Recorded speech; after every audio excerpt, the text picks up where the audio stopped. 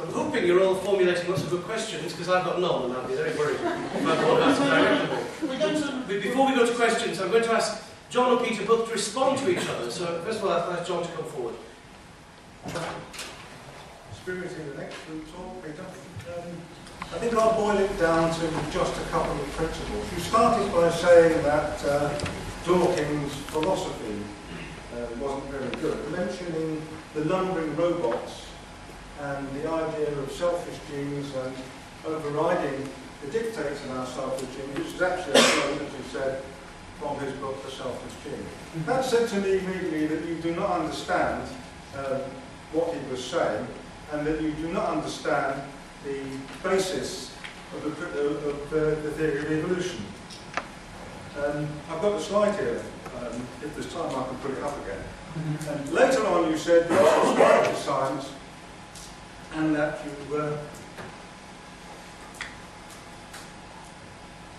you think it's a good idea, and that was at the end. And in the middle, you're talking about the gaps.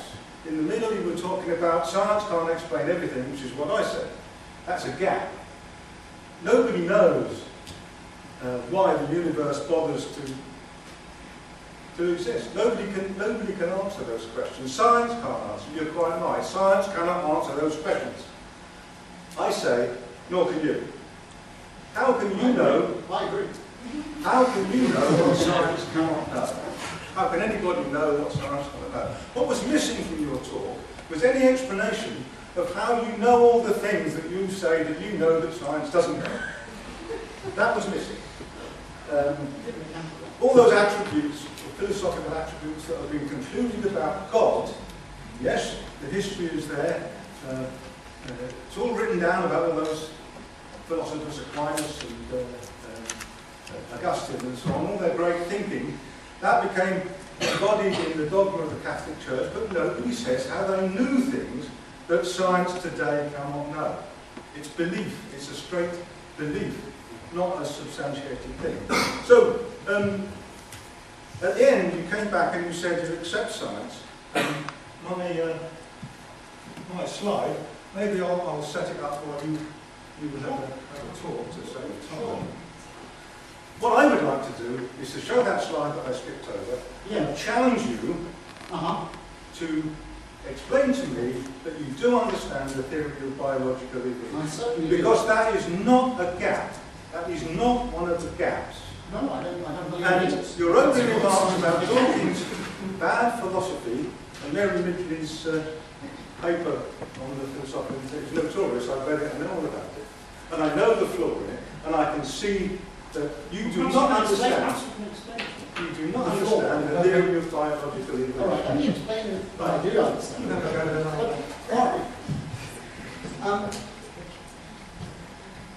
How do I know things that science doesn't? Because I use more methods than science uses. That's what philosophers do. They use a bunch of techniques that science doesn't use, a method that science doesn't have access to. So I know a bunch of things that science doesn't know.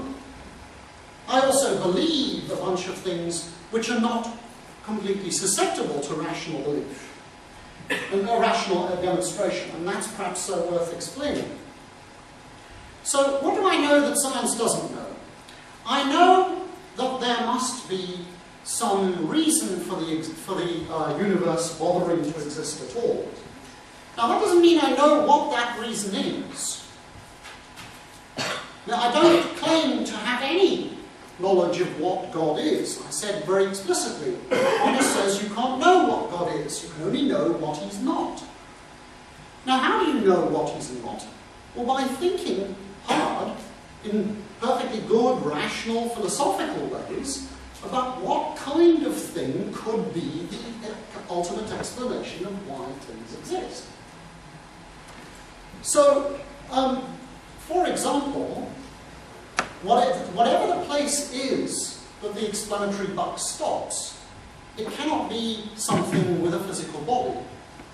Because we're precisely trying to explain the origin of everything physical. So whatever is the explanation of everything physical cannot itself be physical. There's a good philosophical deduction simply on the basis of what role this explanation is meant to fulfill. Now, as I say, I don't know what is the explanation of the universe. I don't know what God is. Can I ask you a question about Oh. that? How do you know that that ultimate explanation is actually a good God? Why aren't we sort of fish in a cosmic fish tank that some alien has constructed? Why isn't the argument for evolution evidence that God is a sadistic devil? Okay. How do you get to God from the argument you've been talking? Well, I think you can argue for the goodness of God on the basis of his simply fulfilling that role of source of whatever it is. And it's like this. I think what we see is that goodness and evil are, or goodness and madness, are not two sides of the same coin. They're related rather like the concepts of heat and cold. Heat is motion in molecules and cold is lack of that motion.